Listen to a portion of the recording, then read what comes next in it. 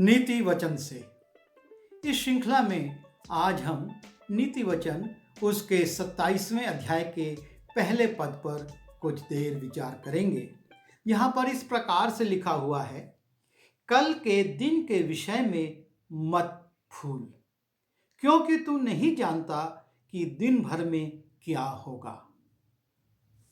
सुलेमान कहता है कि कल के दिन के विषय में मत भूल, क्योंकि हम नहीं जानते कि आज दिन भर में जो घंटे शेष हैं क्या होगा। कुछ वर्ष पूर्व की बात है, एक बहुत बड़े अभिनेता को फिल्मी दुनिया का सर्वोच्च पुरस्कार देने की घोषणा की गई और सारी व्यवस्था हो गई।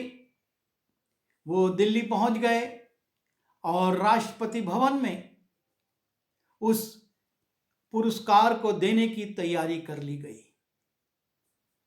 कार्यक्रम प्रारंभ हो गया और राष्ट्रपति आ गए।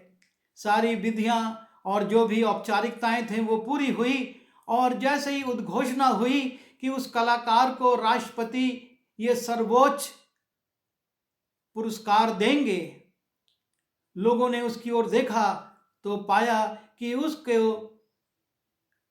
एक अटैक आ गया है।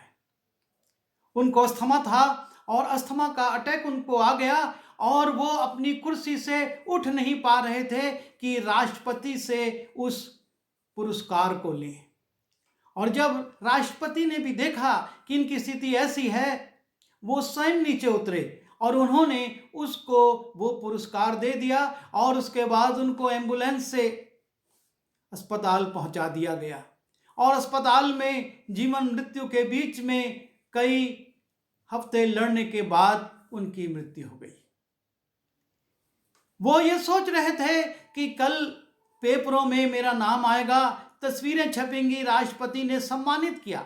एक बड़े कलाकार थे, नाम गिराम सब कुछ था, लेकिन जो खुशी उनको मिलने वाली थी, जिस बात के लिए वो सोच रहे थे कि मेरे जीवन का जो अचीवमेंट है, जो मैंने प्राप्ति की है और मैं उस सम्मान से सम्मानित होऊंगा, वो सम्मान कुछ क्षण पहले उनको मिलता, उसके पहले वो अनकॉन्शियस हो गए और उसको वो संसारिक दृष्टि से नहीं देख पाए।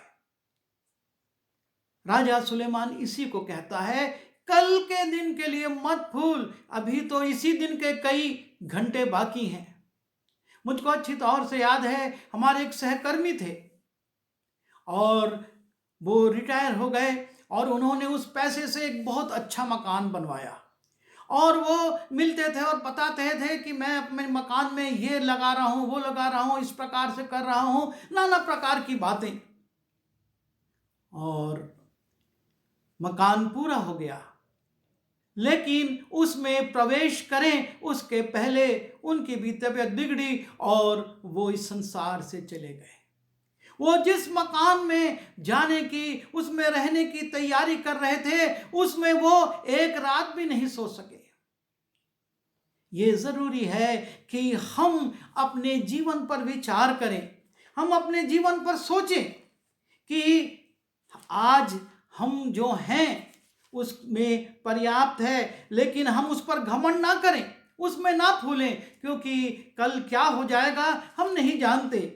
और इसीलिए यीशु मसीह ने, जब हम लूका रचित सुसमाचार उसके 12वें अध्याय में जाते हैं, वहां पर एक धनवान का वर्णन किया और कहा कि एक धनवान के खेत में बहुत अच्छी फसल हुई।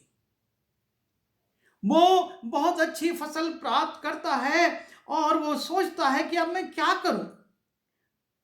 लिखा है, वो अपने मन में विचार करने लगा कि मैं क्या करूं, क्योंकि मेरे यहां जगह नहीं जहां अपनी उपज इत्यादि रख सकूं। इतनी ज्यादा फसल हो गई कि अब वो उस उपज को रखने के लिए सोचना में पड़ गया, मैं कैसे रखूं।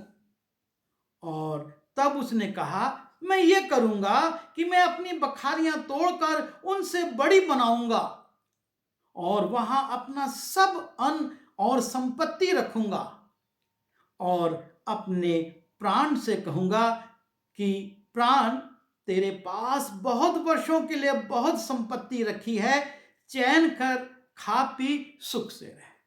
वो कहता, मैं अपने प्राण से कहूंगा, अपने जीवन से कहूंगा, अब तू चैन से रह, खा पी और सुख से रह, क्योंकि मेरे पास बहुत है। अब मुझको आने वाले वर्षों की चिंता करने की आवश्यकता नहीं है।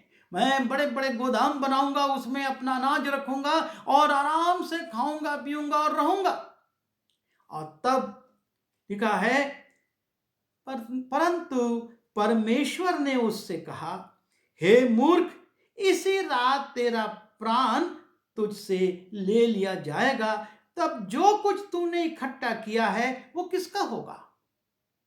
ये मान सम्मान, ये अवार्ड, ये मकान और ये धन संपत्ति, यदि प्राण चला गया तो किसका होगा? और इसलिए सुलेमान कहता है, कल के दिन के लिए मत भूल। कल जो होगा सो होगा। आज ही बहुत सारा समय शेष है और हमको उस पर अपने आप को ध्यान में लगाना है, अपने आप को उसमें रखना है कि क्या हम करेंगे ताकि हमारे जीवन में वो संकट जब आए उसके पहले हम अपने संबंध परमेश्वर को से ठीक कर लें, हम अपने संबंध परमेश्वर से बना लें। और इसलिए याकूब अपनी पुस्तक उसके 4 अध्याय के 13वें पद में कहता है, तुम जो ये कहते हो कि आज या कल हम और किसी नगर में जाकर वहां 1 वर्ष बिताएंगे और व्यापार करके लाभ उठाएंगे, और ये नहीं जानते कि कल क्या होगा। बड़ी स्पष्टता से याकूब कहता है, तुम कहते हो कि हम वर्ष की बात करते हैं, पर ये नहीं जानते कि कल क्या होगा। सुन तो लो, तुम्हारा जीवन है ही क्या? तुम तो मानो भाप समान हो, जो थोड़ी देर दिखाई देती और फिर लोप हो जाती है। इसके विपरीत तुम्हें यह कहना चाहिए, और यही हमारे जीवन के लिए जरूरी है। याकूब कहता है, तुमको यह कहना चाहिए कि यदि प्रभु चाहे तो हम जीवित रहेंगे और यह या वो काम भी करेंगे। यदि प्रभु चाहेगा तो हम जीवित रहेंगे और ये या वो काम हम करेंगे। और आगे जब हम याकूब 4:16 में जाते, लिखा है, पर अब तुम अपनी डींग पर घमंड करते हो। आप और मैं घमंड करते हैं, हमारे पास ये है, कल हमारे पास वो होगा, रिटायर होगा, हमको इतना रुपया मिलेगा, हमको व्यापार में इतना लाभ होगा, या हम इतना जमीन जो लिए हैं उसको इतने में बेचकर इतना अर्जित कर लेंगे। लिखा है, पर अब तुम अपनी डींग पर घमंड करते हो, ऐसा सब घमंड बुरा होता है। वो बड़ी स्पष्टता से कहता है, ऐसा सब घमंड बुरा होता है। और इसलिए हम कल के विषय में ना भूलें, हम कल के विषय में घमंड ना करें। हम आज देखें, आज के दिन में ही बहुत घंटे बाकी हैं और उसमें क्या हो जाएगा कोई नहीं जानता। प्रभु हमारी सहायता करे कि हम अपनी उपलब्धियों पर जो कल मिलने वाली हैं उनके ऊपर घमंड ना करें, पर अपने आप को दीन करें और प्रभु के सामने रखें। आइए दुआ करें।